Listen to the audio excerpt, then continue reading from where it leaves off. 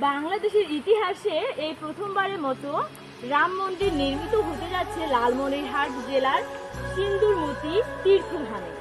নমস্কার, আমি তিথি রায়। এই সিন্দুরমতি তীর্থধামটি কুড়িগ্রাম এবং লালমনিরহাট জেলার সীমান্তের সিন্দুরমতি মৌজায় অবস্থিত।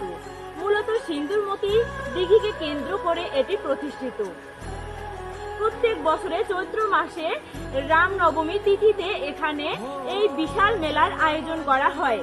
এবারে সিন্দুরমতি তীর্থধামে ভগবান শ্রী রামচন্দ্রের মন্দির নির্মাণের কাজ শুরু হয়েছে। তাই সকল সনাতনী ভাই বোনদের আর্থিক যথাসাধ্য সাহায্য অনুরোধ করা হলো। যারা টাকা পাঠাতে চান তারা বিকাশ, নগদ ও রকেটে পাঠাতে পারবেন এবং যারা ভারত থেকে টাকা পাঠাতে চান তারা গুগল পের মাধ্যমে ও টাকা পাঠাতে পারেন। আর হ্যাঁ, অবশ্যই ভিডিওটি বেশি বেশি করে